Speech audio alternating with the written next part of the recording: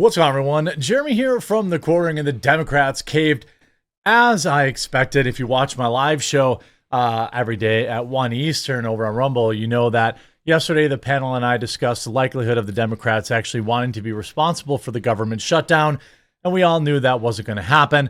So Chuck Schumer said, forgive a please, I'm not going to do that. Trump wins again. On top of that, Trump has made a very exciting announcement about the Russia-Ukraine ceasefire. It appears to be imminent. It appears to be, just moments away at this point. Hopefully later today we can announce a complete, ceasefire, and then hopefully potentially peace deal. Because, I don't have any problems with Ukrainians. I don't have any problems with Russians. I have my disagreements with their governments, but I don't have to live there. So I'd prefer if they have to stop, ventilating each other, and they can get back to the business of being good people and working on that. Lots of news with Trump today. So let's get into it. Oh no. Oops. For those of you that don't know, if you've never seen these before, this is one of the coolest things we do at The Quartering. We have these hilarious cookbooks. So we have like Tailgates for Trump, which is like tailgate recipes. And then we have the Christmas one. Well, we're rolling out the Mixology, Mega Mixology. Pre-orders are open right now. Scrambling to finish the site. This is full of cocktails, mocktails, coffee drinks, tea drinks, all of it.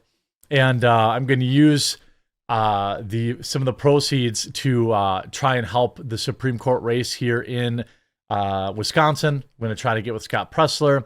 And, if you want some examples, we've got like a couple of the recipes here. The red, white, and blue. This is, of course, there's the classic Trump. We've got the 51st State, which is delicious bourbon, maple syrup, orange bitters, all sorts of stuff like that. Grok You Like a Hurricane, which is a twist on the classic hurricane. There's so many. There's going to be close to 100 recipes in here. That's going to be printed, bound, and sent to you. I'm going to leave a link to where you can pre-order it. I expect to get these out by the end of April. There's, just like before, there's going to be signed numbers versions. I've got the shipping way better dialed in. I've got all, customer service dialed in much better. So definitely pick that up. Help fund the fight here in Wisconsin for the Supreme Court. And also get a hilarious meme-tastic cookbook full of drinks that you're going to love. Trump says very good chance of Ukraine ceasefire while Russia keeps caveats. U.S. President Donald Trump just said this morning there's a very good chance of a Russia and Ukraine striking a 30-day Washington-led ceasefire after the Kremlin endorsed the idea of the truce with caveats. We had a very good and productive discussion with Vladimir Putin yesterday. Now, yesterday, Putin had basically come out and said, hey, I'm down to do the ceasefire thing, but I have some caveats, and I have to talk to, President Trump. Well, now we know President Trump has talked to Putin. There's a very good chance of this horrible, bloody war can finally come to an end. Trump said on his Truth social media platform, in likely reference to Moscow meeting of his envoy with Steve Witkoff with Kremlin leader Vladimir Putin. The engagement came as the Russian president on Thursday appeared to warm to the U.S. negotiated ceasefire proposal that Ukraine had already backed. The idea of a ceasefire itself is correct. We're certainly supporting it, but there are issues that need to be discussed. Russian President Vladimir Putin said Thursday, urging further discussions with Washington and a potential call with the White House leader Donald Trump, which we now know has happened. The Kremlin leader has expressed concerns that a temporary truce would bide Kiev's forces time to supply weapons or train newly mobilized units, and questioned how a ceasefire would be enforced. I actually think these are fine questions to ask. I'm 100% fine with them asking these questions and postulating whether or not how this is going to shake out. Trump, who has defrosted Washington's relationship with Moscow since January, at the start of his second term in the presidential office on Thursday, said that Kiev and the White House had discussed elements of an agreement, including territorial concessions, the fate of an unnamed power plant, likely the Russia-occupied, it's a nuclear facility, and Ukraine's future accession to NATO.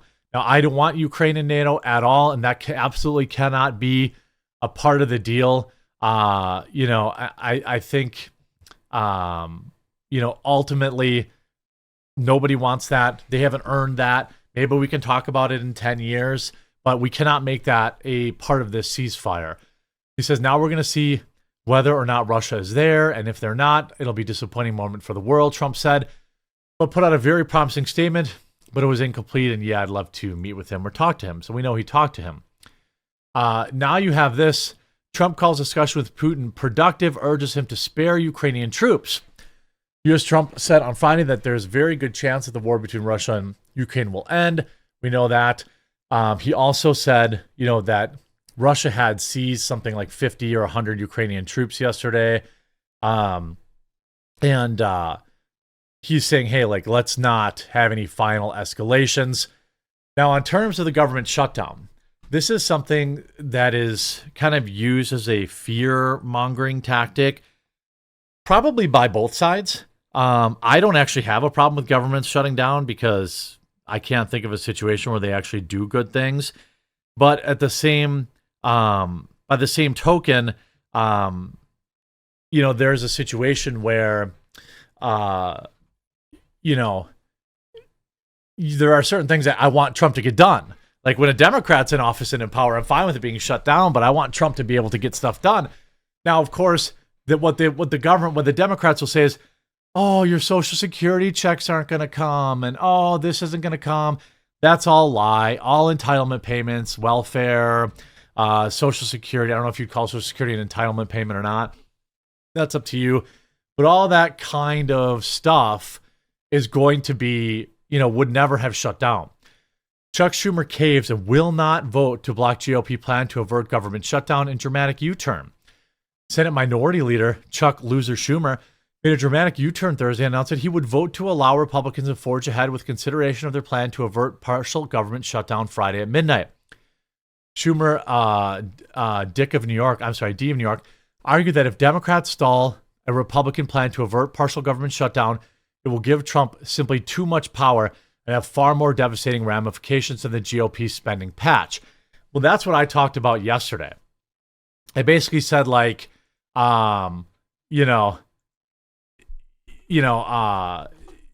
should just double down on it and say, okay, yeah, I'm cool to shut it down. Let's shut down the IRS too.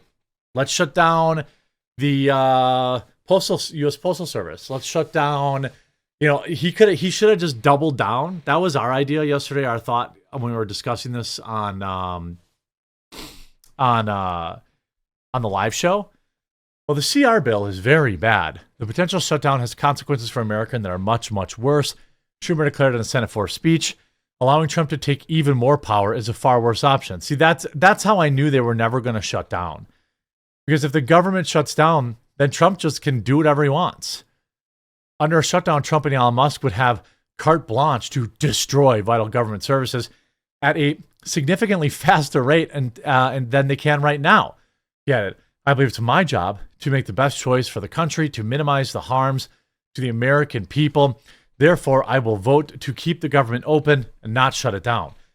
Republicans have a 53-vote majority in the upper chamber. In order to overcome the 60-vote threshold, they will likely need 8 Democrats on board.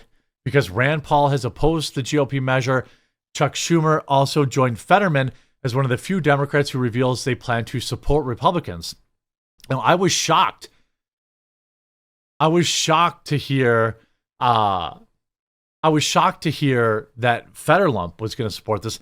Fetterlump's a bit of a wild card these days, isn't he? It's kind of hard to know exactly what he's going to do next, and it's very, very odd. But he has basically said, hey, look, this is what I'm supporting, and good. I think it's because most people knew with the government shutdown, Trump was just going to be able to run like a wildfire in LA. House Republicans had passed a continuing resolution Tuesday that would allow the government to stay funded through the end of September. So now we can go through this again every 5 months, and only made minimal changes to government funding levels. After passing that spending patch on party line basis, House Speaker Mike Johnson declared The lower chamber in recess through March 24th and ruled out returning early. The minimal changes Republicans finagled into the CR include $10 billion increase to immigration and customs enforcement. I'm fine with that. Funding a $6 billion boost to defense. I'm also fine with that. To help pay for that, CR paired about $13 billion in non-defense discretionary spending. So that's what you call a balanced budget. Now you would want to see them cutting more than they're spending, right? So they're actually not cutting enough. I would like to, if they want to spend $16 billion, then they need to cut $30 billion. That's how this is supposed to work. Now, obviously, there's some, worked in with Doge that you could make that discussion, have that discussion, things of that nature.